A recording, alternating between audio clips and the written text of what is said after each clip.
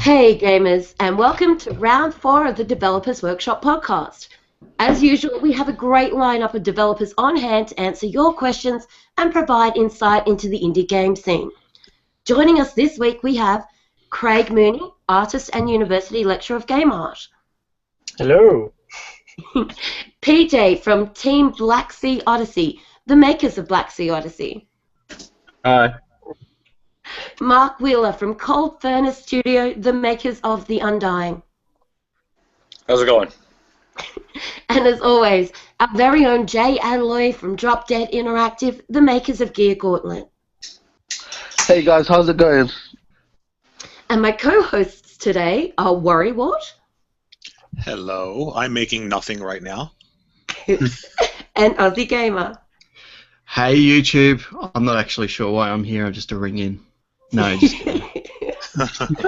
We have you here for your wit and humour. So let's start off with hearing from a little bit about everybody's experience in the game industry, starting with you, Jay.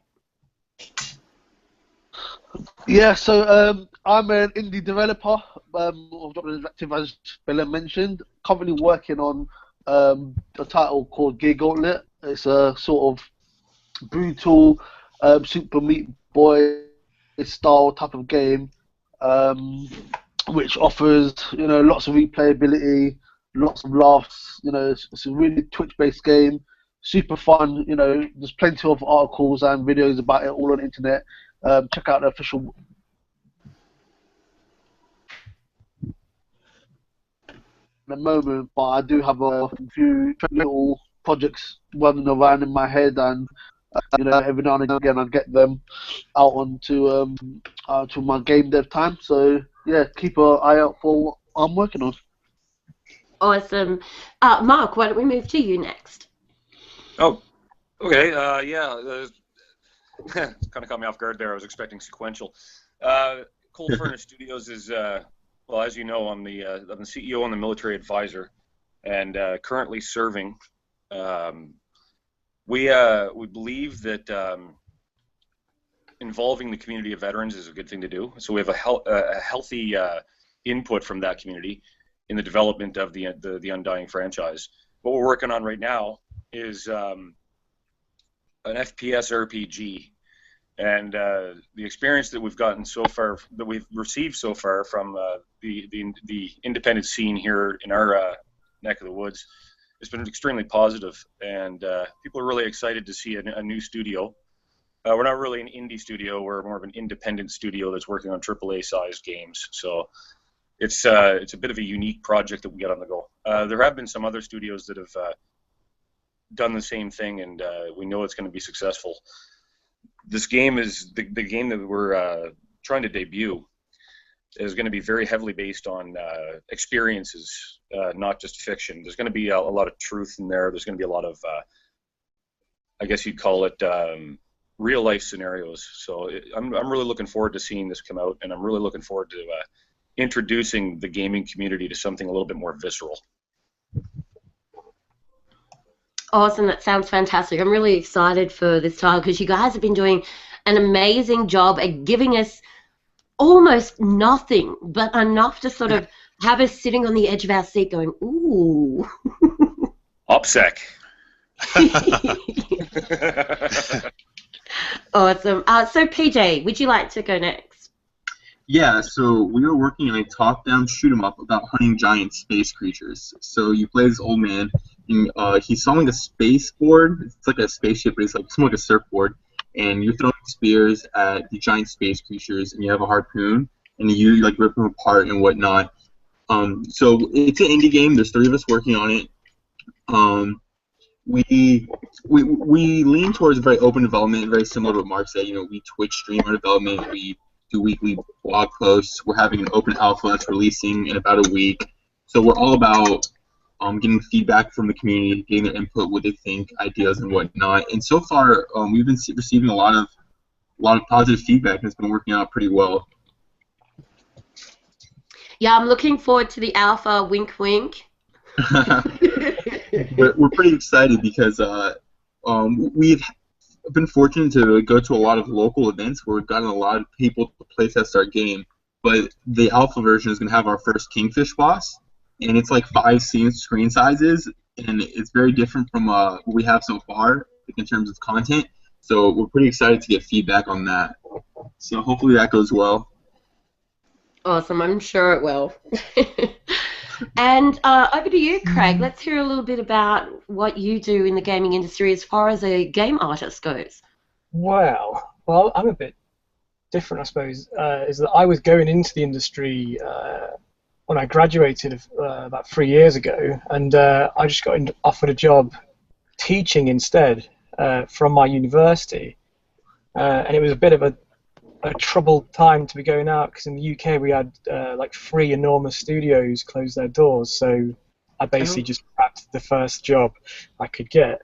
But what I do is I basically teach people to make game art and content. So yeah, I just supply the industry with fresh meat, basically. Awesome. Well, I'm actually really looking forward to hearing your take on things throughout this podcast, because it's it's great to hear from all the developers as well. But there are a lot of other industry professionals that are a part of this process, and it's really important to get a bit of a point of view from that side of things as well. Yeah. Well, I'm an artist myself, so it's just I have one of those difficult things where I'm having to juggle working for a university which is very strict on things that you do and likes to take ownership of it, and then trying to do my own kind of work and other work, indie work for other people. So it's a bit of a minefield. So it's always interesting. Yeah, I can imagine. So why don't we jump into the first question, which I believe Aussie Gamer has lined up for us. So I've got a question around I guess, release date of games, and that's with the whole myriad of AAA titles coming between now and essentially the end of the year. What's the thought process from an indie dev in terms of do we launch as part of those big AAA windows in the lead up to the holiday, or is it a period of time that we just completely disappear, don't participate in at all? I don't mind jumping on that if anyone else does. Yeah, please, by all means, DJ, take the floor. Yeah, go for it. So we're working on our first title, so I don't have personal experience on it, but speaking with our publisher, doing a lot of research, talking with other game developers, it's highly unadvisable to try and ride that wave, because a lot of these AAA companies, they have millions-dollar budgets, so they're making sure that people are aware of their game and throwing in their face and whatnot. So it's very hard to to make your game noticed when you're taking these AAA marketing head on. Yep. So, a lot of input we've got. It's best to do a launch in spring, especially where January, February, those early months after, because from research has implied that a lot of AAA larger studios, that's when they're not trying to launch a project or launch a product because they did it in winter. So usually it's kind of it quiets down a little bit. Which I guess makes sense, right? I mean, everyone's then played that big AAA title and they're looking for the what's next, and that's, I guess, the indie's opportunity to fill that void. Yes. Yeah, the trick to that would be having the product ready to release on that timeline. Yes. That can be it. So, I mean, what do you do? You sit there when all the big AAA studios are releasing their title, and you sit on your product, or if it's ready to roll, or do you how do you absorb that kind of loss? That's another question that has to be answered as well. For myself, because I'm obviously part of the same situation. I'm actually using the time to get more feedback and sort of add in some of the features that I thought I wouldn't have had time to. But I'm not obviously putting in too much, because one thing you don't want to do is start adding more things and then you mess up the certification and stuff like that. So it's literally things that will definitely take the game that extra mile. are the things that I'm sort of looking at putting in. And also with this time that I now have on my hands, I'm actually using it as time to research and come up with new ideas for the next game that we could possibly make. Because the one thing I don't want to do is go into a situation where I've released one game and then got nothing else to go off with after that's finished, and then it becomes a situation where I then now become this guy who's made one game and then that's it. So Yeah. You don't want to be that one hit wonder. Magazine, right? Exactly. Yeah. Is it a case where it's always bad to launch during the AAA holiday window, or is there a case where it might be advantageous to do that? There's absolutely cases where it's advantageous. Absolutely. If you have a title that's big enough and you've done a lot of grassroots, PR and sales, and there are people that have even used Kickstarter to promote their product, and that's fine. But if you have done all that legwork and you've got the exposure and they know you're going to release, there is no harm in it if you've done all the background stuff. Even if it takes you 4 years to get that game out there and to let everybody know that it's coming, that's the key. It has to be out there.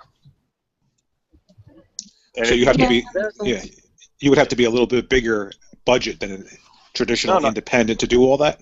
Not necessarily, no. Not even remotely. I mean, there's ways around. If you think outside the box, there's ways around having to spend money to promote a product, and it starts at grassroots. It starts at for example, Cold Furnace Studio. There was a gaming exposition here in Fredericton, and Cold Furnace Studios sponsored it, right? And all we did to sponsor it was hand out water in 30-degree heat to a bunch of guys playing Dota 2, a bunch of guys playing CS:GO, stuff like that, right? Yeah. So and then we start talking to them, and it starts there. You start talking to the gaming community because these guys were coming from Texas, they were coming from BC.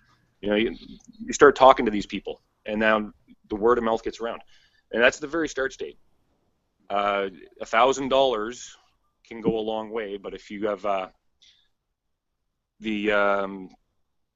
if you have the means to be able to get the grassroots going early on in your existence, then the word gets out there, and that sometimes replaces a hell of a lot of money when it comes to advertising. Yeah. Yeah, and just to add to that, there's usually a lot of events around this period as well. So a lot of people would have attended these events, so it makes kind of sense to release some of their products just straight after their event when they've had all that media hype and stuff like that. So for some people, it actually makes sense to do it, either just before or maybe find a little gap where it might be a bit quieter, and because it seems that nowadays gamers are really hungry for games and they never want a week where there just nothing has been released. So sometimes it actually works in their favor. Not to discount anything and not to interrupt. I had a follow-on thought there about releasing during the AAA time. Why not piggyback as an independent studio on the AAA efforts? For example, PAX East. And you don't have to spend millions of dollars as a studio to go to PAX East. Yeah, this is very true, and it's a very, very popular event every year. It's just getting more and more momentum. Absolutely. And for a studio to spend $2,000 to $3,000, you save it over a period of a year or two. You take the key personnel down to PAX East. If you have a product to bring to PAX East, that's exposure that's gonna give you dividends that are just enormous compared to the $2,000 to $3,000 investment, and it doesn't cost millions. Yeah, absolutely. It's amazing just how many opportunities are out there, such as ones that you've just outlined, that really give you just an amazing amount of exposure to the core demographic that you're actually appealing to, which is gamers. And it costs you pretty much nothing but your time and travel. Mm.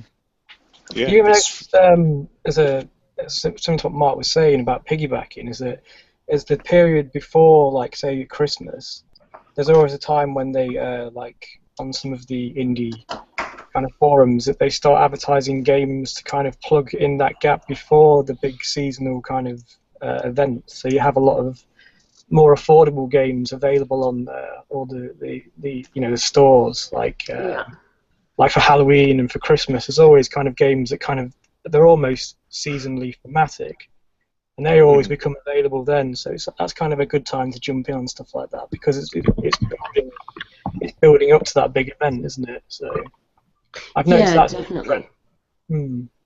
I think rule of thumb though, don't release the same week as Halo, and you'll be fine.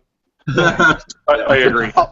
I think for myself as well, is that being a big gamer myself, I'm actually part of the customers that are waiting for these big AAA games. So I always say to myself, this is, and my birthday is around December, so for me it's like this is the period where I'm just going to be as lazy as I can possibly be. Just stack up all the games, and just have at it. So I'll be there playing Halo with the millions of other people, and then onto Fallout 4, and probably put in a few hours and never play that game ever again. And so I've literally got a limited amount of time to do it. So for me, just being part of that experience, because it is a bit of an experience when you're playing with everyone. When these big AAA games land, and you see people queuing up and having all these big shows and stuff like that.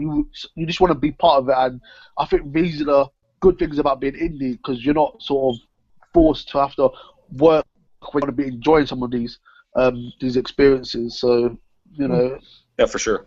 I also think, though, if you're going to try and do the piggyback technique, you really have to have a product. You can't go to PAX East and spend that thousands and thousands of dollars, or $2-3 grand, without having something to show. Yeah, you have to have a good game. Yeah. I mean, you can go there and promote your studio and hand out business cards and rub shoulders, and then if you've got no flash, you've got nothing there.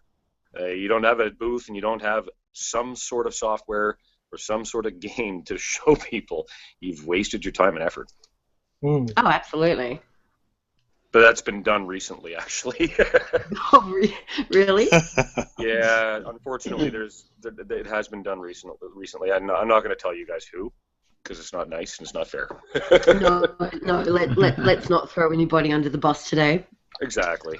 Okay, so let's move on to the next subject matter, which is kind of leads on from what we were just talking about. Many people have a preconceived picture of what they actually think indie games are and what they should expect from them. Why don't we educate the community a little bit better by giving them some more insight into what makes the indie game scene as amazing as it is, and why it is. I guess the main thing is people hear indie game and they think, oh, it's low budget, it's going to be a tiny game, and it's not worth my time. When in actual fact, that is a complete furthest away from the truth opinion that you could actually have of indie games. I agree. Yeah. So I agree as well. I think it's actually fair to say that there seems to be this blurring of what is an indie game these days from a quality point of view and a playability point of view, a content point of view, certainly. Where as a consumer, if someone didn't tell you a game was an indie game, you probably wouldn't even know. Yeah, case in point would be, I was thinking of a game called Everybody's Gone to Rapture, and I played that, and it's marketed as an indie game, but it's not an indie game as far as the experience is. I mean, it's a amazing experience. I think most people think of indie and they think price, or they think budget. They think budget, and that's not a great way to think about how to distinguish between AAA and indie. Yeah, I think even a game like Rocket League would fall under that umbrella. Yeah, as an Absolutely. indie game. Yeah, I mean, look at Ori and the Blind Forest. At any point during playing that game, did anybody think to themselves, oh, I'm just playing an indie game? No, it was an amazing, beautiful, gorgeous, engaging game. It doesn't matter that it was made by an independent studio. And I think that's the other issue that the indie scene does have at the moment, is that people view the terminology indie game as being that bucket that we were just talking about, where things just get chucked in and you can go to the specials discounts table and pick yourself up a cheap indie game. They don't understand that indie game actually just means that it's a game that's made by an independent development studio. Exactly. It doesn't make any difference from whether they're an independent game studio or whether they're a game studio that is working for Microsoft. All game studios are game studios. These guys are just doing it independently. Yeah, exactly. Yeah, so as developers, that indie game developer tag. Is that a positive or a negative? What's your I point think of view it's on that? from a cold furnace point of view, we've decided that we don't refer to ourselves as an indie studio because of the negative connotation of what that means when, like, the bargain bin games, right? You know, those 99-cent apps that a studio produces and then folds or whatever, right? So we refer to ourselves as an independent studio producing AAA games. That's it. This whole indie thing has changed and it's morphed, and I think it has brought on somewhat of a negative connotation because of so many studios that have failed over the years producing substandard games for the short-term monetary comeback. You know what I mean? Absolutely. Do you think the influx of mobile and all the games on phones and tablets have hurt what the perceived notion of indie game is on a console? I believe so. Yeah. I really do. I think that's going to be a handicap that's going to be easily surmountable after after a certain amount of time. It depends on what product you put out. I mean, eventually, as an independent studio, the reason we say we're independent is because we're not affiliated with any AAA studio. Any of the big guys have nothing to do with us. That's why we're independent. We're not subcontracted. We are our own entity, and we have no ties to anybody else. That we're independent. That being said, we can get just as big as those big AAA studios, but do we need to put out a good product that people want to play and that people want to keep coming back for? I don't think it's required to have offices all over the world with thousands and thousands and thousands and thousands of employees churning out dreck after dreck, right, and treating their people like crap. Yeah. We want to build a studio that gets games out there that people want to play because they enjoy it and because they're good quality, good value, and exciting games to play. Absolutely, well said. I mean, I was having a conversation with someone earlier as we was playing some games, and I'll probably get a bit of flack for this, but I'm going to use a famous, a person once said to me that indie games are the appetizers and the AAAs are like the main course. But playing a game like Star Wars Battlefront, which has blatantly been stripped down, no private matches, no dedicated party chat. The game just felt like it was lacking content, and you got a game like that that's supposed to be the main course, and then you got a game like Life is Strange, which was about $30-40? It was £20 for me, and that had 5 episodes. Each Excellent episode game. has been really engaging. That has been one of the best games I've played on the next generation consoles as of yet, and that was made by an independent studio. So if that is supposed to be the appetizers and Star Wars Battlefront is supposed to be the main course, then I'd rather go to a restaurant and order loads of appetizers. Absolutely. Absolutely. When we give you the appetizer, it's going to be American-sized portions, I'll tell you right now. Oh my god. The American appetizers are bigger than the main course. Yes, they are. Yes, they are. I'm always amazed at the size of the meals that Americans have, and maybe it's just what we get shown on TV over here as to what you guys actually eat over there. But like from what I've seen, the size of the hot dogs you guys have over there could like feed 4 people. Yeah, a game is a game is a game. There's no. It's a game. There's no main course. There's no appetizer. It's a game. There are indie games that are much better than the quote unquote traditional AAA games that are out right now, and that's just a fact. Yeah.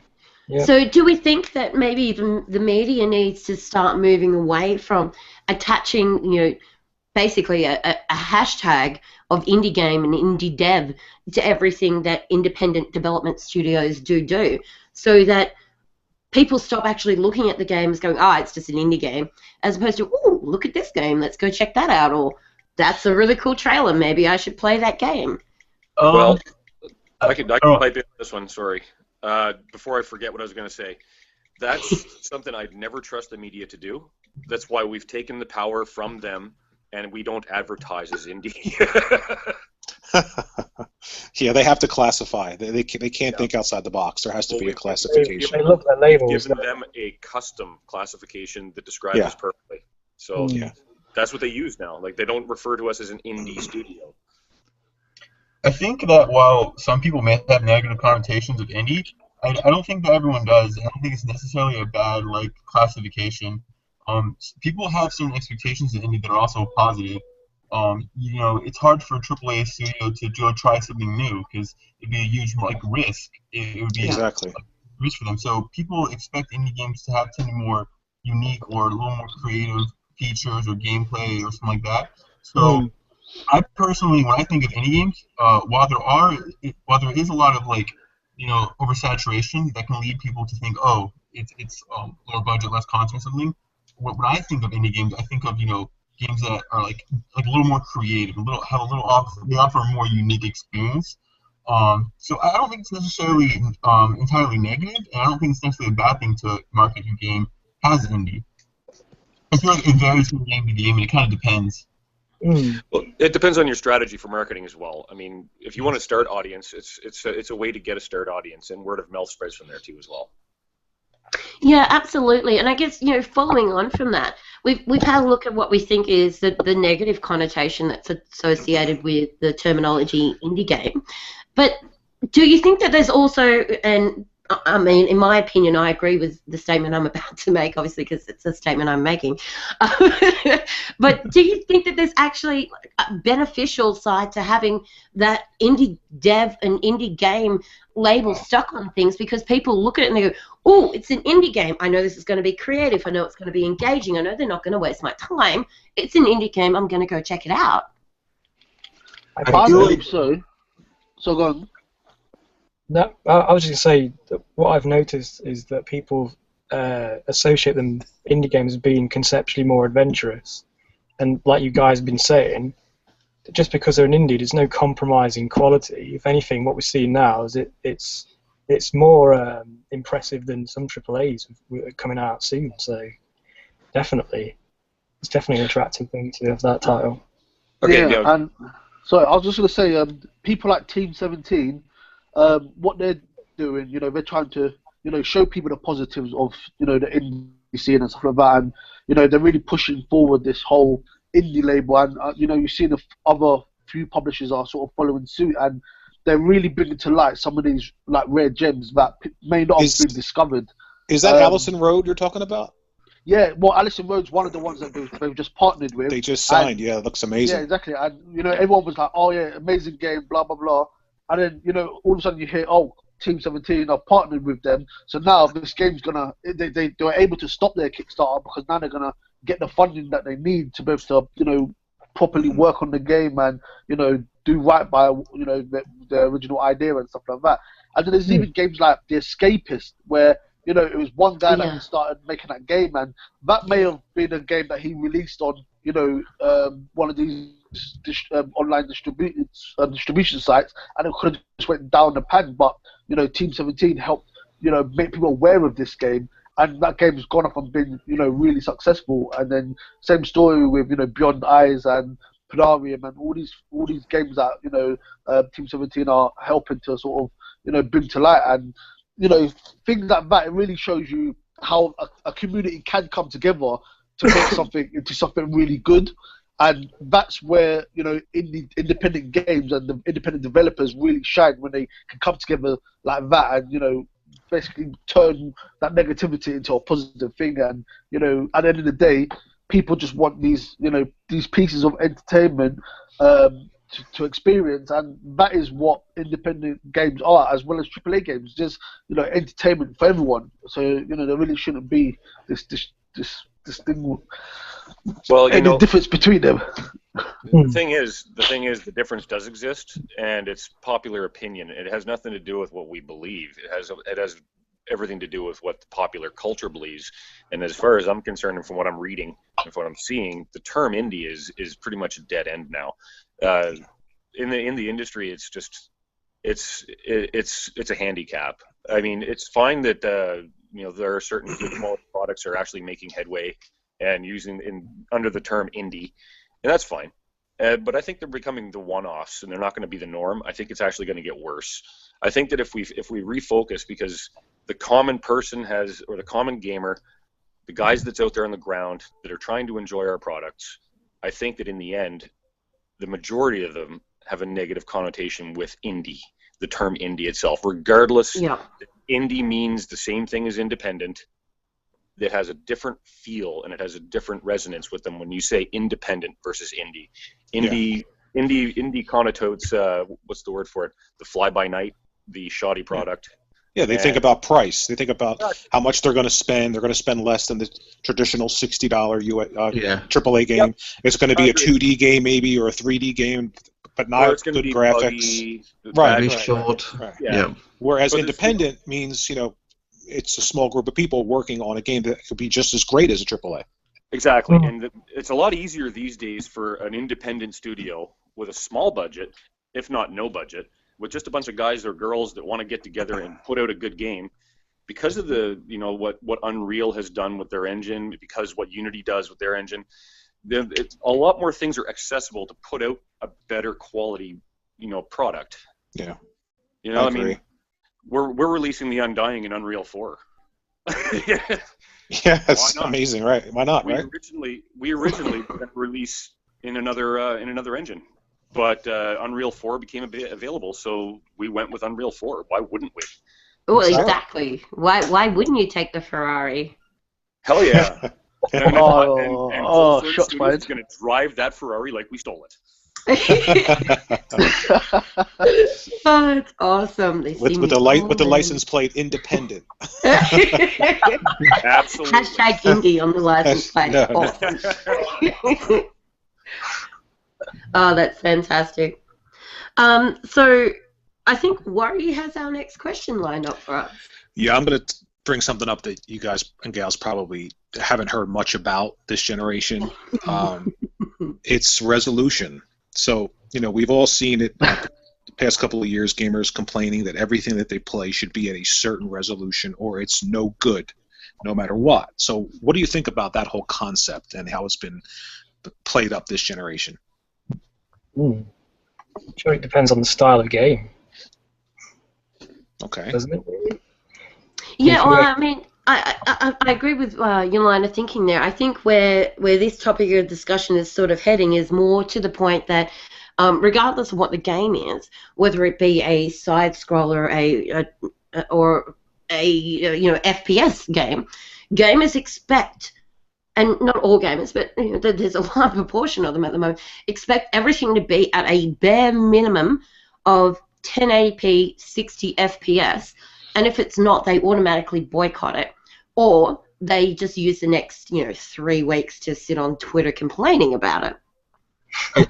I feel like unless a game is designed intendedly for that, if it's intended to be less than that, it's okay. I don't know. I can't really think of an example right now.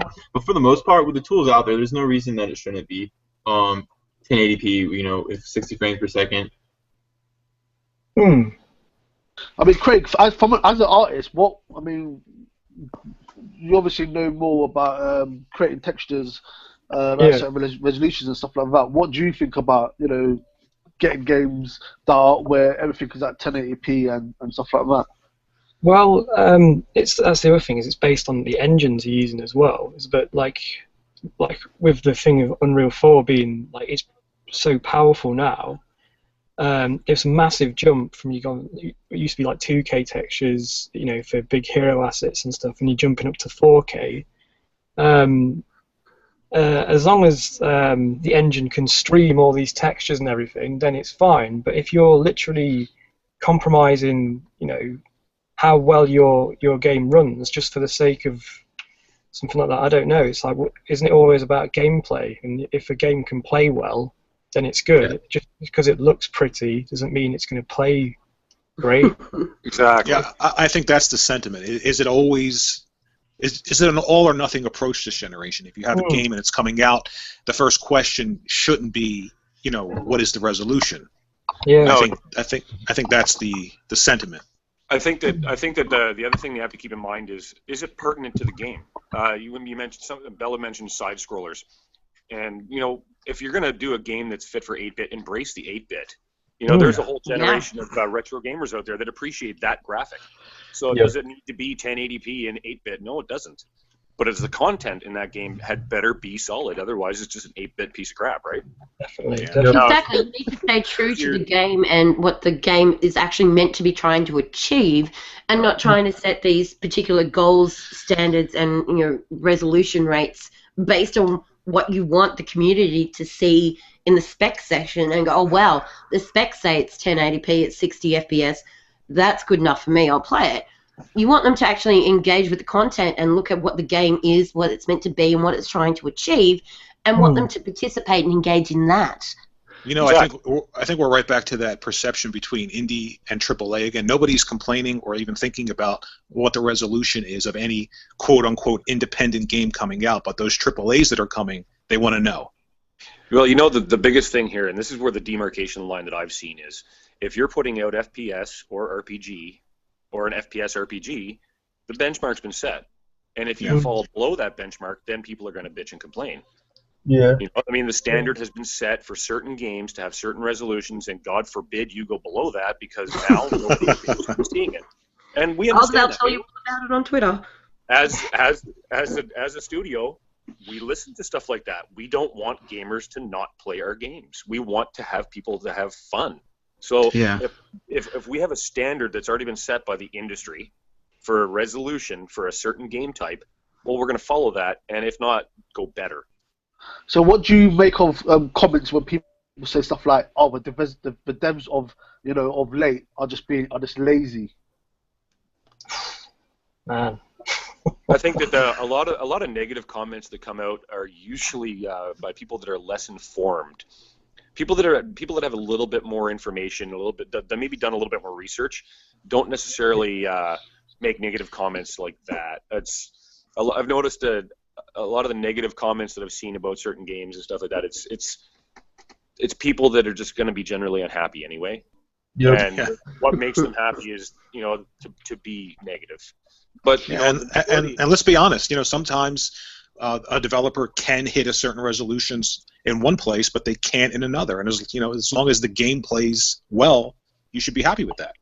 Precisely, and and it's up to the developer to recognize those shortcomings in resolution and think outside the box to fix the problem, so that they have a different way of portraying, or a different way of rendering, or a different way of presenting it visually. Right. I mean, there's games that'll cut to black and white. There's games that'll go to a certain stylized format in certain scenes where maybe the game would bog down had they not done that. You know, and it's all about taking the artist side, taking the developer side, and finding that, okay, how do I make the game work the way it's supposed to work, and still give them the quality imagery that they want. Yeah, I wouldn't want it to affect the developer in the sense that if you're making a game and you're told you have to take something out just so that you can get the game to 1080p. Yeah, no, that's not going to happen. Well, I can't speak for other studios. No, our intent, I don't know, and I don't know how any other studio takes this, but our intent is the best possible resolution with the best possible gameplay. You find that happy medium, and that's pretty much all you can do. Yeah. So give them a game that's going to play the way you want it to give them the experience that they want and make it look good. And that's pretty much it. I think most of this... Don't rip off your customers is basically what I'm trying to say. I think most of this whole resolution debate really has just been fodder for the so-called console war, really, by mostly uninformed people who don't necessarily care about the content anyway. Well, or have nothing better to talk about, or no actual educated opinion, or don't even actually play games. So, hey, let's just talk about resolution. Yep, exactly. But there's also a certain community out there that doesn't want content, and that needs to be amplified on. I mean, content is not conductive to certain types of gameplay. If you want to do nothing but first-person shooter online gaming, you don't need a story. Yeah. You don't need I mean, most people that do that, they have a certain type of gameplay that they want to pursue, and that's cool. Power to them. It's just one of those things. Like, it's the content doesn't have to be as traditional, but the graphics had better be good, and the frame rates had better be good, because and lag better not be there, because their gameplay. Yeah. I mean, Titanfall is a brilliant example of a first-person shooter that came out with no campaign that was highly successful, and they actually took it that extra step and did somehow still manage to incorporate a story into it by giving you both sides of the fence and letting you see why everybody's at war with each other and giving the perspective of both sides of the war without actually putting a campaign in there. So you were able to sort of grow a certain attachment to either Camp A or Camp B, and I think, yeah, they didn't have to put any additional element in there because the first-person shooter section of it was just brilliant. The way the game played by itself was just brilliant, but going that little extra step, I think, made the world of difference with that game. Oh yeah, well, and there's more than one way to tell a story. Yeah. Absolutely. I mean, just because we're choosing, in particular in our case, we're choosing FPS RPG to tell the story, but that gives us options that we want to pursue and that we're looking at using. That's not the only way to tell a story. You can tell a story in so many different ways, and there's so many different ideas that have not even been broached yet in the gaming industry. And well, I'm just going to sit on those and not let you know what I'm talking about. Use it for yourself. Like on that note, As long as you try and tell a story, Star Wars Battlefront, please. Or like Bungie send you to their website. Yeah. So what you need to understand about Worry is he is a massive Star Wars nut. So right now he is, gut wrenched. I need There's no story. campaign in Star Wars Battlefront. Just watch the movie, then play the game. I'm waiting on before this thought gets lost. Amy Hennig is my only hope. She's working. Yeah. Before this thought gets lost, I don't know if anybody remembers this game. It's a defunct game, and it was content only and very, very, very, very few visual interchanges. It was called Majestic, I believe the name of the game was, and it was an immersive game, and it was internet only, and you could incorporate your telephone. That you could have it so that the game would send you emails. And it was a creepy as hell game with almost no resolution whatsoever. So I mean, resolution is fine, but it all depends on gameplay. What kind of game do you want to play? Yeah, true. It is important, but it's just not all important. It's not all encompassing. No, exactly. All right. Yeah, I mean, a game like I think it's Papers, Please is probably one of the most critically acclaimed games in the last 12 months. Yeah. I've got to say, it looks atrocious, but it's a game that's just loved by millions of people. Very, very true. So, Wes, I think you may have our next question sitting there. Yeah, but before I get into that, I've just got a couple of questions that have come in from people listening, and this one comes from Doug. I think it's Hovey. Forgive me, Doug, if I pronounced your name wrong. But he writes here, he goes, I think the graphics and resolution are not really important. I think that if the game is good quality in both story and capturing the audience's inner child, then it's most definitely worthy. Do you agree? Or if not inner child, inner killer, inner, inner dungeon master. Yeah, exactly. Yeah. I think it's important to a certain degree. I mean, nobody wants to. I don't know if it's all marketing or if it's just something like internal that when something could be a little bit better but it isn't, kind of a thing. That might just be like a personal thing or just maybe like a subconscious thing that happens with people. It's important, but it's not. It shouldn't be the deciding factor. Not a deal breaker. Right. All right, and the next question from me is, what's your take on these so-called betas? And I guess it gets back to Star Wars. Are they genuine betas, or are they just really glorified demos designed to create that perception for consumers that they need to jump on because it's something really special, as opposed to a standard demo? I would say that it feels like a demo. Yeah. Yeah, also I was going to say the ones that they brag about the whole 9 million people logged on, blah blah blah. Those, and they have those fact sheets at the end of it. Those ones, I believe, are just demos. You know, a way to market to people to get involved, and everyone feels special being inside a beta, so it attracts more people to it. So those ones in particular, I definitely think those are just glorified demos, because the people that have the real betas, those are the ones where you have to sign NDAs. Those are the ones that they don't want people to know when things mess up, because they're not sure if anything strange is going to happen. You know, if a face is going to be missing, or or the game just doesn't work and you can't get online and stuff like that. Those are real betas, and they're given to a select few because they need to iron out those bugs and stuff like that. But the ones that start bragging at the end of it, they're clearly just demos, and that's just my take on it anyway. So. Yeah, look, I think with if we reflect on Star Wars in particular, they have come back out and said that they will change some of the balancing, and clearly with 9 million players, they probably had a chance to stress test the infrastructure. So there's probably an element of truth there, at least on some level. Yeah, and I just want to say that I'm pretty sure that Darth Vader versus Luke Skywalker is OP, because I could not kill him as Luke. It was just impossible. They really need to fix that. But that's in canon. Yeah. Like if you take a look at the Star Wars Luke canon, can't kill Darth. Yeah. Luke cannot kill Darth. That's just the way it is. No, I refuse to accept that. So did Luke. So I was going to say to Ozzy, if that's your definition of what could possibly be called a beta, then that means that the first season of Destiny was a beta. That's a good point. That's a good point. Yeah. Yeah, Destiny's really just starting to come into its own now. I think Destiny still is in beta.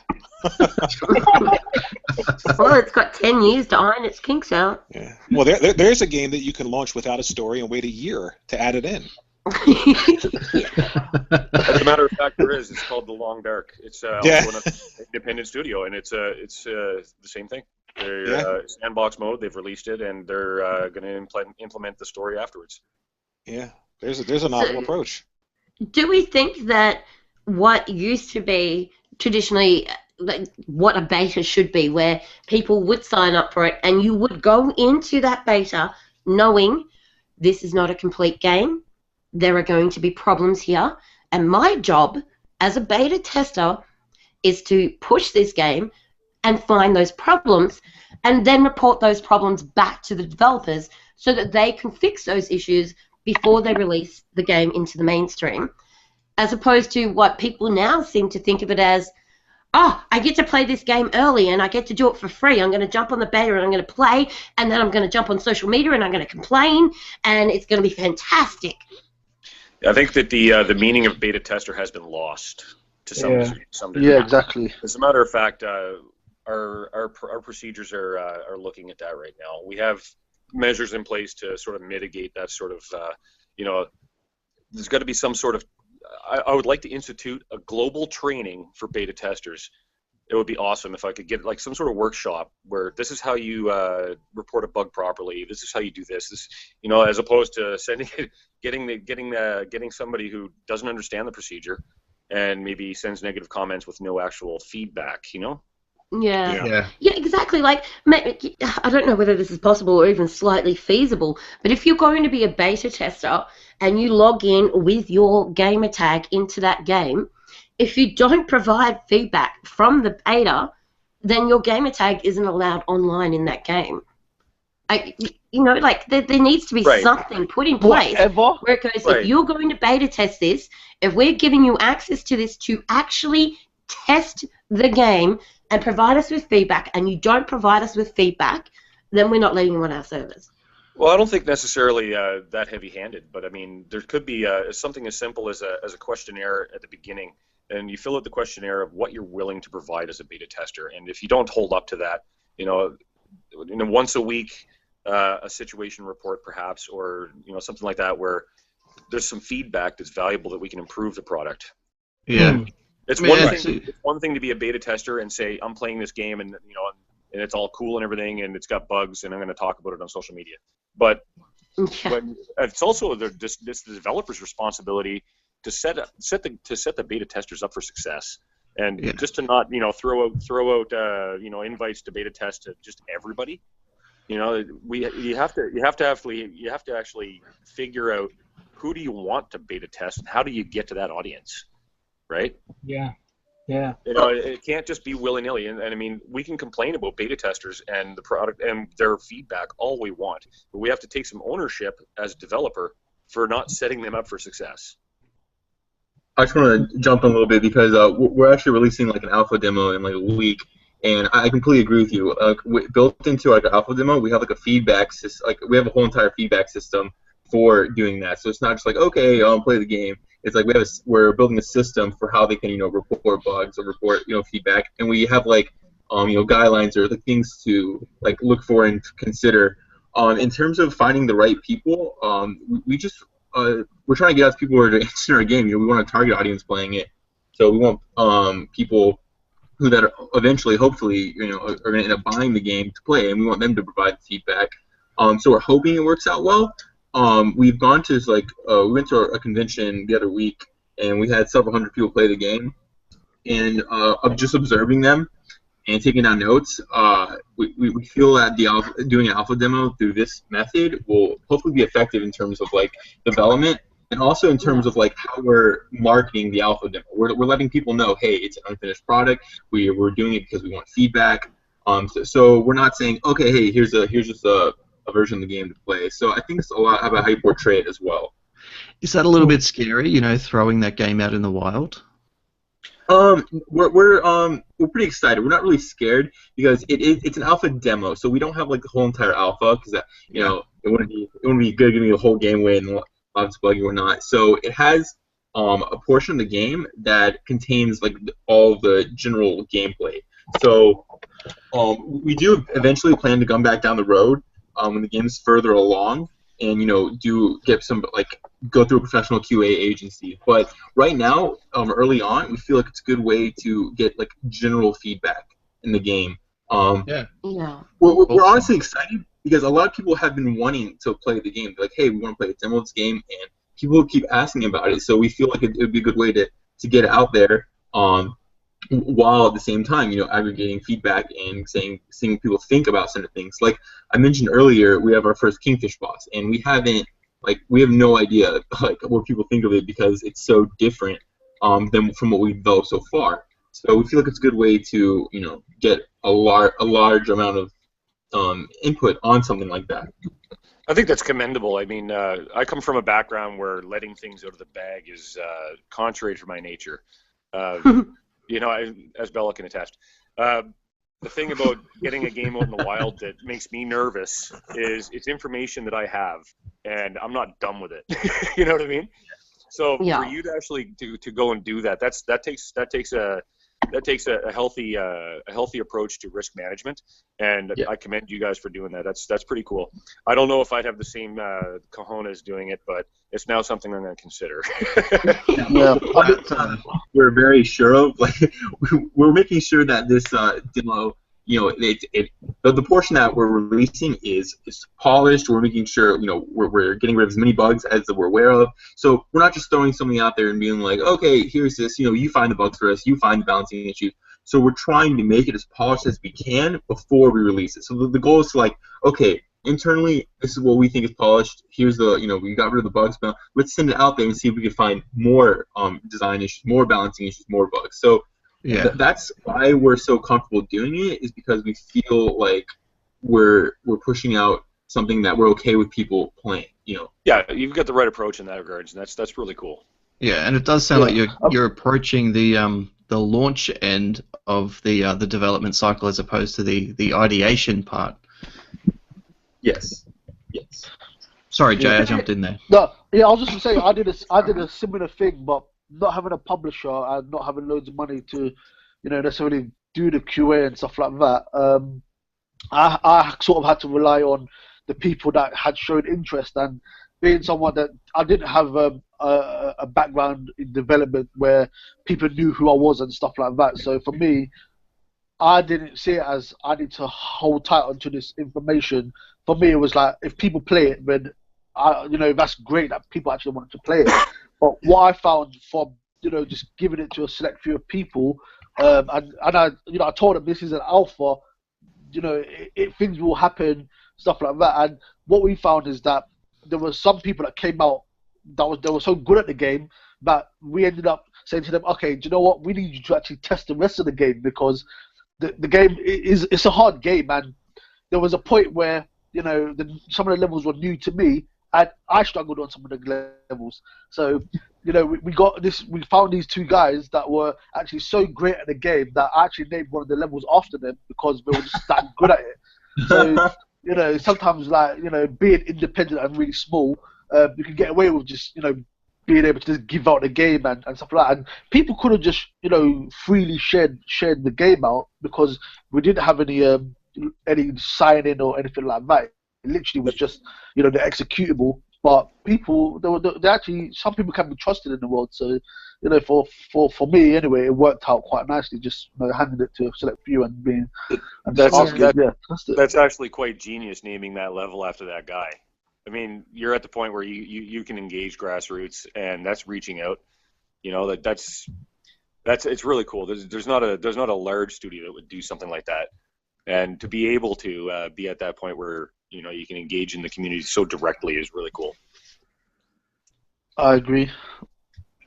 So how do, getting back to the subject matter at hand, how do we get the community to actually engage in betas as actual beta testers? I mean, gamers have become so entitled now.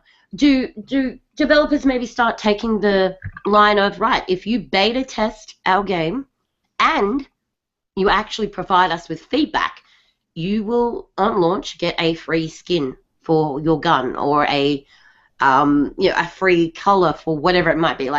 Do you start offering some sort of additional, you can only get this here by being a beta tester that provides feedback kind of addition to things? I think there's some value in that, but I think there's also more than one way to engage the beta testers. I think that there's more than one option. I think that if you want to go the easy way out, you grab a whole bunch of beta testers and then you sift the wheat from the chaff for the feedback. I mean, you're going to get some good positive feedback, right? But you have to have somebody who's Q&A qualified to look at all the feedback and say, okay, well, this is junk, this is good. And yeah. Good.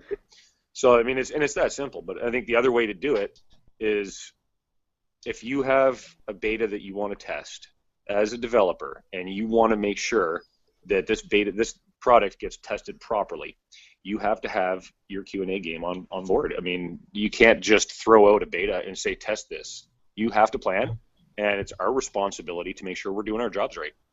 There is no way around it. How we decide to test is really it's a balance. You don't want to send the beta out to the entire population. It's not gonna work well for you. If you have a plan in place, it doesn't necessarily have to be one way to do it. There's more than one way to skin this cat, and to call it beta there testing. There should never be skinning of cats, FYI. That's a Canadian saying. We used to say skin the moose, but that's a lot of work. I have two cats. Literally, one is on either side of me at the moment, sleeping on the couch because it's 5 a.m. in the morning, and periodically both of them are looking up at me with a very disgusted look on their face, as if to say, would you mind being quiet? We are trying to sleep. Do you realize what the time is? Oh yeah, for sure. I have cats as well. I have two of them, but they don't flinch when I say skinning the cat because they understand that it's a euphemism. Those are some clever cats. So yeah, when it comes to beta testing, I think it's up to the developer to be responsible. You want to get a game out there that's good, that people want to play. Beta testing is integral. I mean, you're not going to go right to release from just nothing. You're gonna have to test it. So as a developer, you want to succeed, do the beta testing properly. It's up to you how to do it. You can do it the right way or the wrong way, but it has to be the right way for you, not necessarily everybody else. Yeah, exactly. Yeah, that's right, because you want that quality feedback. Yeah, and it depends on your resources as well. If you don't have anybody that can compile the data, well, then you're shooting yourself in the foot. This is true. It's a logistics question, in my opinion. it doesn't take much rocket surgery, so to speak, to figure out how to beta test it. Rocket surgery. Is that a Rocket Canadian thing too? They're operating on rockets. No. We use rockets to operate on terrorists. Oh. Moving along from that as fastly as we possibly can, Craig. Hello. Hi. So I was wondering if you wouldn't mind actually providing us with a little bit of insight into some of the struggles that art developers or art designers actually go through when they're trying to get themselves out there at the moment. Oh my god. And you only have 5 minutes to do it. Go. In 3, 2. So my first kind of outing into the games industry was in a real difficult time because and I graduated from a really strong year. Like we had quite a few firsts in our year, so we were always kind of expected to do well. But we had these 3 enormous studios that literally just imploded. So when you're first going out there, I had the thing where I was literally competing against veterans. And it doesn't matter, how good your degree was. You don't have the experience to even, measure against people like that. So around this time, though, it's quite a great period to be an artist.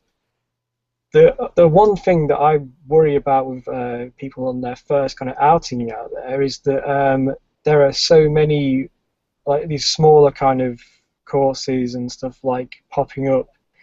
That are kind of training people, but they're not training them to be like a functioning artist. They're just, I don't know, they're just churning out like, I don't know, like a substandard kind of artist, which is really no benefit to anyone because they're unemployable, which is tough.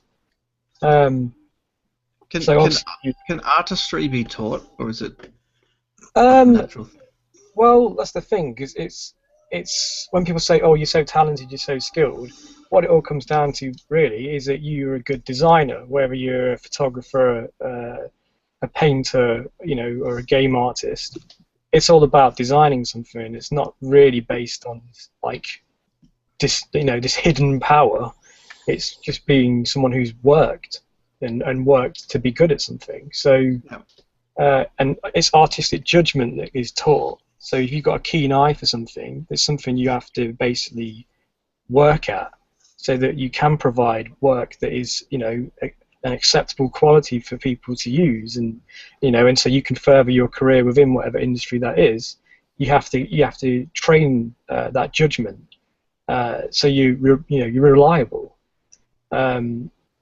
And that's the thing that is hard to teach people because it can take years. I mean, you could be at university for 3 years, and then on the last, 6 months after you've graduated or something, suddenly something clicks with you, and you're like, oh man, like I can see all these flaws and stuff now, and I can, I've got over this hurdle. But that takes years for artists anyway, and that's their struggle mainly, is that they hate their own work, and they're always judging it. So. Everything's a struggle for an artist. Yeah, I guess everybody is most critical of their own work. Nobody can be more critical than yourself. Exactly. It's almost like the reverse, where instead of being all theory and no practice, it's all practice, and they hate the theory. Yeah. The theory's like the foundation of everything. So they have to, you can't have one without the other. Right. And it's that difficult balance where some kids turn up and they're like, they've been told they're such a great artist. And you look at their work and you see all these holes in it, and then you're not deliberately tearing them to bits, but you're just kind of constructively saying you need to do this, and this, and they're like, no, I don't. I've been told I'm great, and you're like, you're not. You need to be honest, and you need to. The only way you'll progress is by being honest with yourself. You can have talent, but it has to be honed. That's right. Yeah. That's like you can have this kind of. Like I say, you would have developed an eye for things even when you were younger, but you just weren't aware of what you were doing. This is where it's really good to have an art lead that has life experience as well as industry experience to help mentor the artists. And absolutely, it's team building on a corporate side, but a good art lead will make a huge difference, and especially one that can remember to pay his bills on time, and do stuff like that. Well, to that end, Craig, is there anything within the education system there that not only helps them become a great artist, but also develop that sense of entrepreneurial skill to develop their sense of business as well? Well, that's something that the unions are trying to look at the minute, is to try and develop that as well, because I think they want, especially the UK people, to be a bit more diverse with what they can do. And we're lucky in our field is that we can get people to actually, their skill set is transferable along a multitude of kind of things, whether it be film, game, visualization, things like that. Those skills are all transferable, and as soon as you you understand that, it's good. But they do want people to be more of an entrepreneur, that kind of nature in them. That is a hard thing to do, especially when you have people who lack confidence. Because then how do you teach someone to be confident? And I suppose it all comes from how they feel about themselves and how they feel about their work. So I guess you have to either tackle one, and then one will follow on afterwards, hopefully. Just to go against that, Craig. Obviously, because you're just down the road from me and stuff like that, and I know a few of these new studios that are popping up, and mainly mobile developers and stuff like that. Yeah. People would think that I could probably go out and get a job as a games programmer quite easily because of showing up at Xbox and stuff like that. And all the things that I'm doing, but it's actually quite difficult, because when I go for some of these jobs, they just say to me like, number one, forget everything you've learned at uni, anything you've learned on your own, blah blah blah. That's not good to us here. We need you to work in a specific way that is our way, and you're able to churn stuff out as quick as possible. That is what they want. They want robots. So they don't want people that they're gonna train up and further their skills. They just want someone that can say yes, and that is the only answer they're going to give.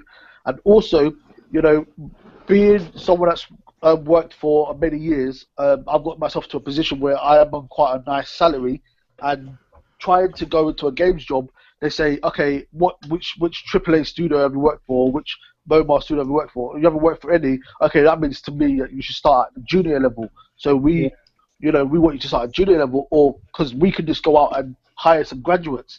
And this has been said to me, why should we pay you this amount of money when we can just hire a graduate to do the same thing?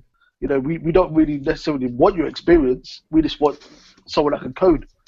So, at the same time, some of these places, they don't, even though the universities are trying to, bring up people to, be able to do, go off into the wild and do things for themselves. Some of these jobs are actually, stripping it all away from you and saying, no, we just need just your body, and that's it. We don't want your mind.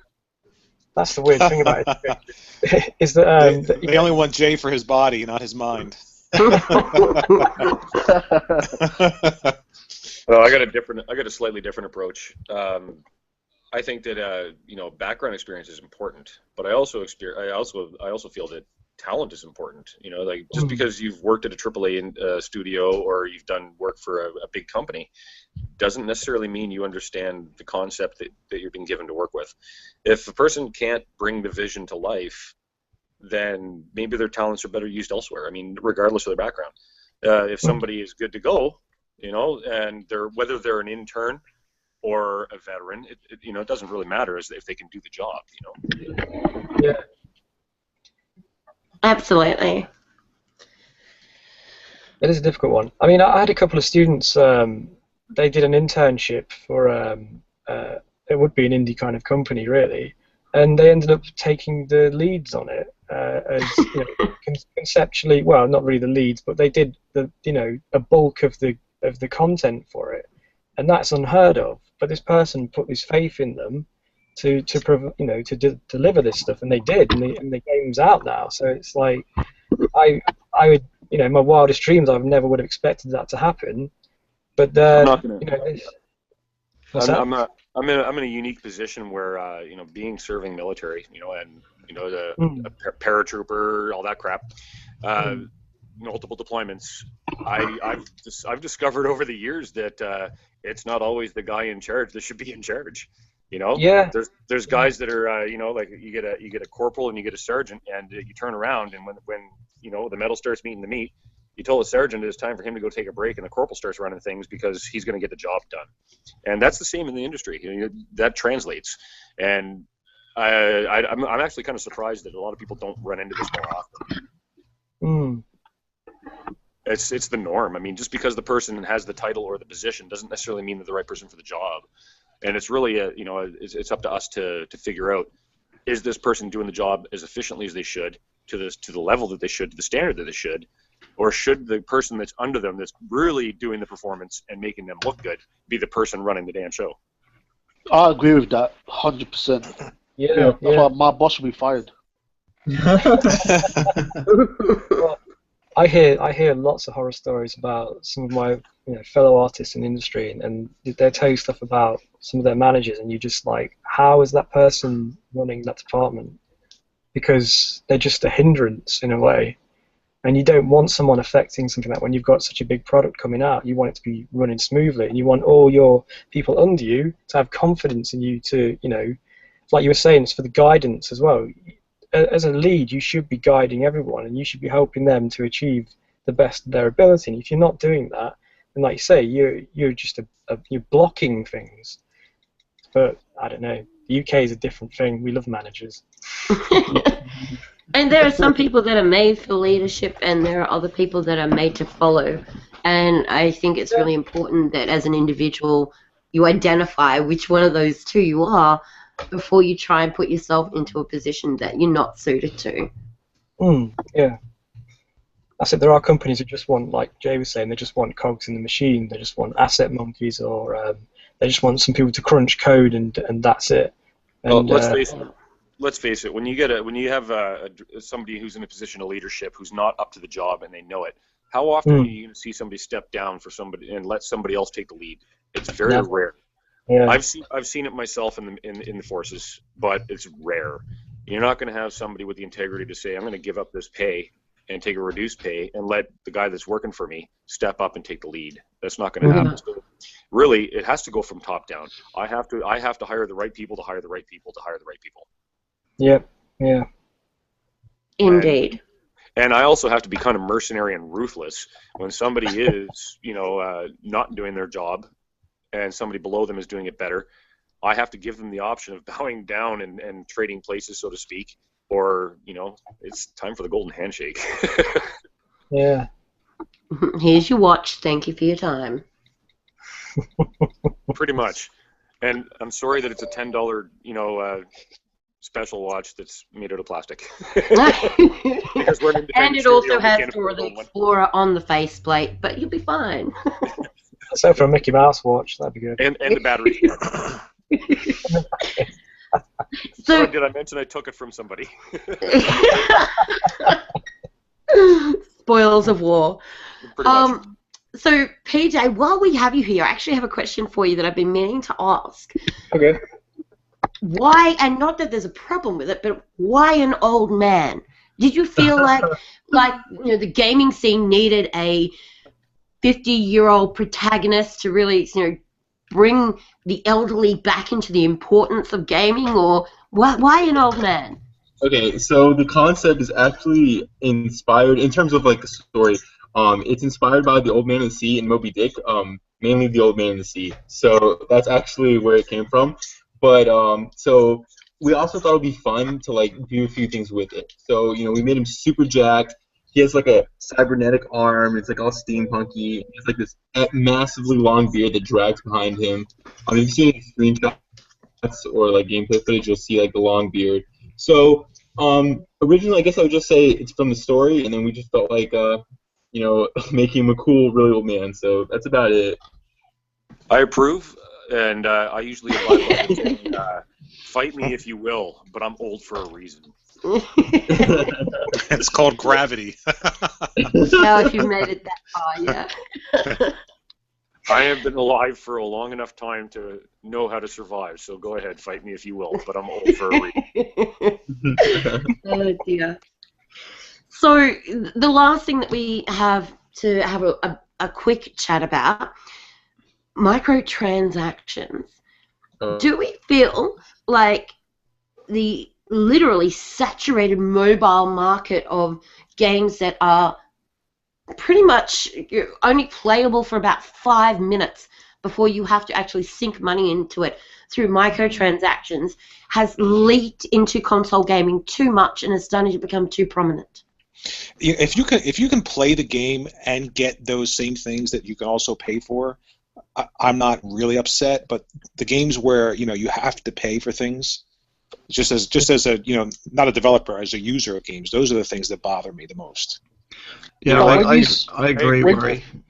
As a developer, my view on microtransactions are, you know what? It's okay to do microtransactions, but pay to win is not acceptable. Right. Absolutely. I totally disagree with pay to win. Yeah, but when you say... I think it's despicable, and I think it preys on people. When you say it's acceptable to put them in as long as people can get it without paying... Yes, absolutely. There's some of these games where they do this, but you literally have to spend hundreds of hours to be able to get, enough to buy a piece of food and stupidness like that. Okay, well, there has to be a meter there, right? Yeah, I mean, there should be. That doesn't sound good. There's some games that just feel like you're grinding so much that it's just ridiculous. Right, and I agree. Sometimes the grind takes away from the game, but my point is pay to win is unacceptable. Now, there should be, if it's a game that has microtransactions, by all means, but it should not be a paywall. I think personally the way the approach should be would be, okay, you got guys that have time or people that have time to play the game and invest time in it that don't want to pay. That's cool. But then you have people that don't have a lot of time. So giving them the pay option so that they can play at the same level of the people that have the time is acceptable. Leveling the playing field, not negating the people that don't pay.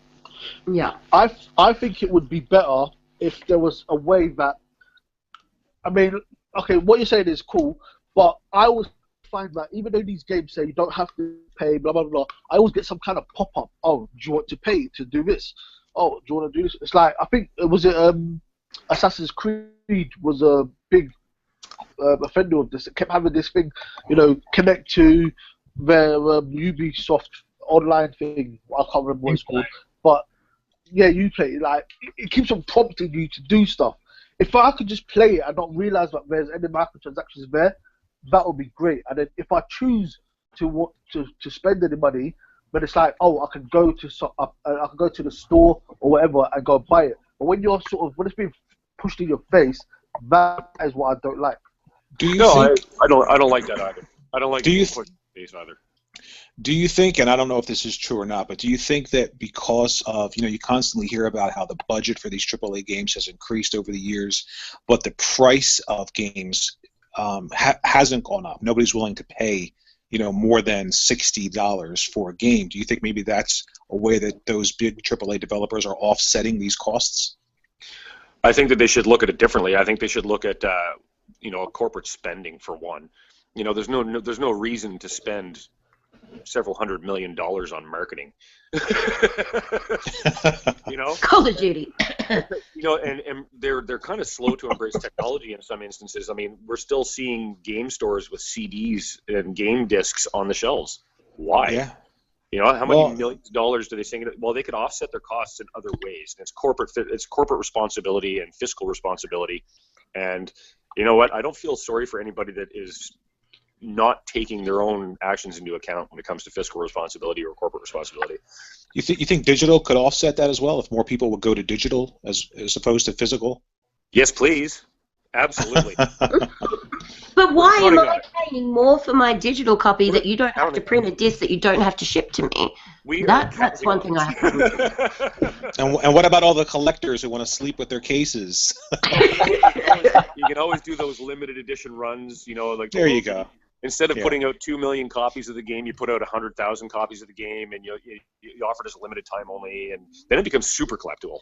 Yeah. Or you could make 5 Juggernog editions, just 5, and put them online only at 3 a.m. in the morning, so that only half the country has access to them, and do it that way. And only for 30 seconds. Yeah. Oh. Not that I'm dirty on missing out on the Juggernog edition or anything like that. No. I'm fine with it. I've come to peace with it. I know. There's other instances similar to that we could talk about, but I'm not going to because I'm a little bit butthurt over it. Yeah, this the practice of limited editions is fine. I have no issue with that. But when it is done to a degree where people who have been with a franchise for like 10 years and they've put out these limited editions in such a fashion that only the people that are awake at that time with the fastest internet that have a credit card have access to a chance at getting one of these things, that to me I think is a despicable practice. It shouldn't be done. Well, there's other ways to do business, and well, I guess thinking outside of the box is one of the ways we do business, so we'll keep that in mind for sure. Yeah, like I don't think any development studio should ever put their fans and their loyal customers in a position where they're actually going to be, I guess, discriminated against, for lack of a better word, because it basically is discriminating. You are saying only people who can be online, only people who are awake, and only people who have credit cards have the right to buy my product. No, you know what? I've been sinking thousands of dollars into your franchise for 15 years now. Thank you. But Bella, you live in the future. Yeah, so you're awake. You're awake before all of us, so we should be complaining about you. Hey! How did this become my problem? Oh, look, we have literally run half an hour over time, and it's due to the fact that this has just been such a great conversation. It's been very engaging. So unless there's anything else that you guys would want to chuck in or mention or ask, we might think about starting to wrap up. Well, I could always plug the studio. Yeah, go right ahead. Go for it. Cold Furnace Studios. Glad that everybody was there listening. Thank you very much, YouTube. Looking forward to you guys finally getting to see the final product and me getting over my OPSEC obsession. Do you have a website? We do. www.coldfurnace.com. Okay, great. Which you can find via the www.exl.gaming.com website. Matter of fact. And EXL has a very nice article that they have on our website right now. Yes, I noticed that you put our article up on your website. That was lovely. Thank you. No problem whatsoever. All right, anybody else want to jump into this shameless self-promotion? Jay? PJ? Yeah, I was just going to say that I've had a change of heart, and now Gear Gauntlet will come with microtransactions. It is pay to win. I just want to, as I've mentioned several times, we're having our public alpha demo in a few weeks, so if anyone is interested in a game about running around on a spaceboard as an old man and hunting space creatures, that'll be available, and you can register for the alpha on our site at www.blackseaodyssey.com. There's also an article on XCL, so that talks about the game, and it has an announcement trail, so be sure to check that out. Beautiful.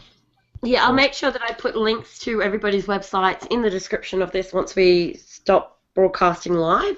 That way anybody who does want to go and check out everyone's websites, sign up for alphas, follow progression of development, all that sort of stuff, you'll have the links available to you. Awesome. Nice.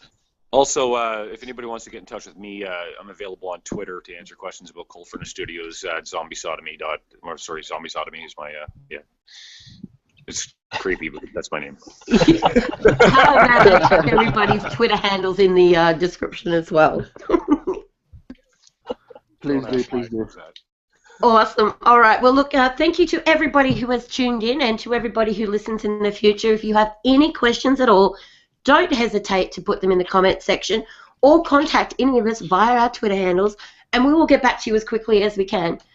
I appreciate everybody giving up their time today. It's been a fantastic conversation, and I look forward to our next episode next month where we have some very exciting people joining us. See you all then.